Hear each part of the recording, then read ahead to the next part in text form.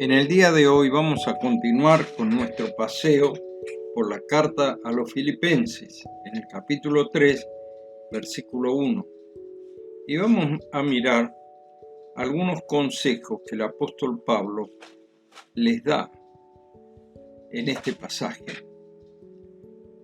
No tenemos que olvidarnos que las Escrituras fueron inspiradas por el Espíritu Santo. Por eso el mensaje tiene la vigencia que tiene actualmente. Y aquí nos advierte los peligros que como iglesia deberíamos enfrentar en todos los tiempos, no solo en aquel momento para quienes fueron escritos estos consejos. El primer consejo es: guardaos de los perros. Había dos clases, los domésticos y los salvajes. Pero esto también era una especie de insulto. Los judíos se lo aplicaban a los que no eran judíos, es decir, al mundo fuera de su raza. Y recibían de vuelta el mismo elogio. Los perros salvajes eran los despreciables e inmundos. Y aquí, despectivamente, se refiere a los que deliberadamente rechazan el Evangelio por gracia y lo transforman en doctrinas erradas que siempre terminan explotando a los creyentes. Esto es una señal de las falsas doctrinas. Dice en Apocalipsis: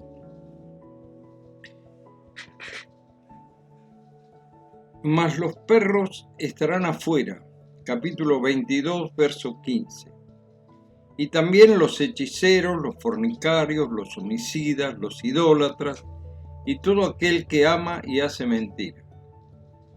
Yo creo que esto está relacionado con la prostitución sagrada que se practicaba en los templos paganos, a Diana de los Efesios, por ejemplo, en Hechos 19, 26.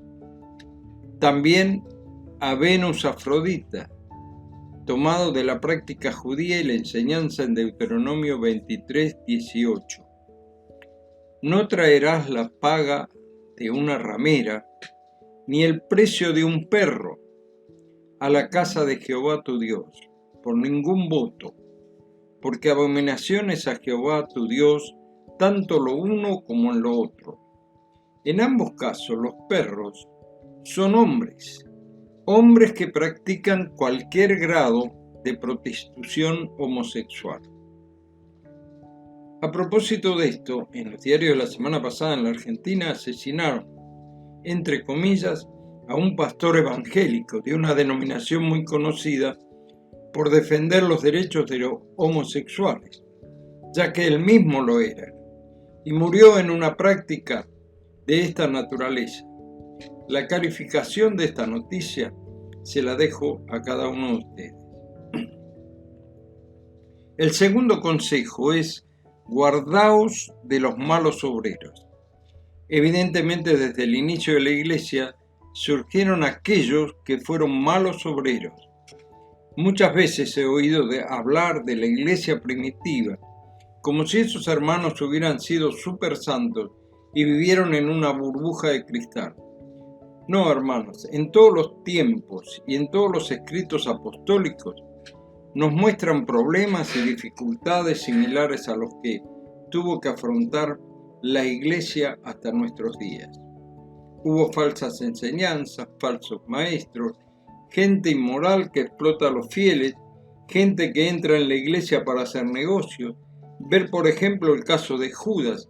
Su breve epístola dedica todo su tiempo en contra de esta gente, al igual que el capítulo 2 de 2 Pedro, y también la carta a los Gálatas, y todas las distintas observaciones que Pablo hace en el resto de sus escritos. Por ejemplo, un caso moderno: el pastor y su hijo, que en Corea tenían la iglesia cristiana, decían, más grande del mundo en cantidad de fieles, fueron ejemplos mundiales, fueron presos por defraudación al Estado con el manejo de las ofrendas y otras acusaciones. Muchos pastores exitosos no enseñan la sencillez del Evangelio y otros se hacen llamar pastores, pero tienen vidas escandalosas. Estos son los perros de ayer y de hoy. Es interesante. Alguna vez leí un comentario del capítulo 2 de 2 Pedro que termina diciendo: porque mejor les hubiera sido no haber conocido el camino de la justicia, que después de haberlo conocido, volverse atrás del santo mandamiento que les fue dado. Pero les ha acontecido lo del verdadero proverbio: el perro vuelve a su vómito, la puerca lavada a revolcarse en el cielo. 2 Pedro 2, 21 al 22. El escritor decía: nunca fueron creyentes.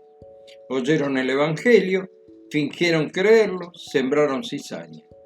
Pedro lo que dice es que eran perros y se volvieron a su vómito porque eran perros. Nunca su naturaleza fue cambiada. Actuaron como si no lo fueran, pero se comprobó que nunca dejaron de ser perros. El tercer consejo es: guardaos de los mutiladores del cuerpo. En este caso es una vuelta al legalismo judío.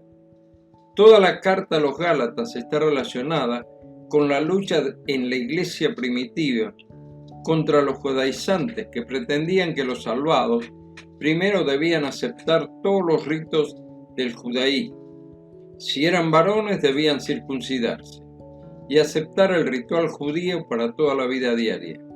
Límites en las comidas, rituales, prácticas en la iglesia, ponerse determinada vestimenta, como mantos los hombres, hablar en idioma judaico. Y yo, hermanos, podría agrandar esta lista.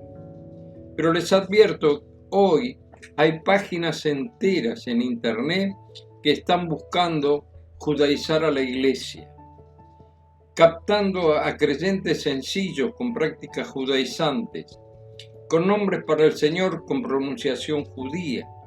Conozco iglesias que han sido copadas por este tipo de enseñanza, como si la carta a los Gálatas nunca hubiese sido escrita. Cuidado, somos salvos por pura gracia y somos un cuerpo nuevo, como enseña la Escritura, donde no hay ni judíos ni gentiles, somos uno en el Señor. Cuidemos la integridad de la enseñanza apostólica. Si el Señor lo permite, mañana seguiremos mirando este tipo de advertencia que el Espíritu Santo dejó guardada para nuestra enseñanza, nuestra amonestación. Y mientras tanto, nosotros repasemos nuestras vidas y nuestras prácticas. Que el Señor nos bendiga. Será hasta mañana, si Dios quiere.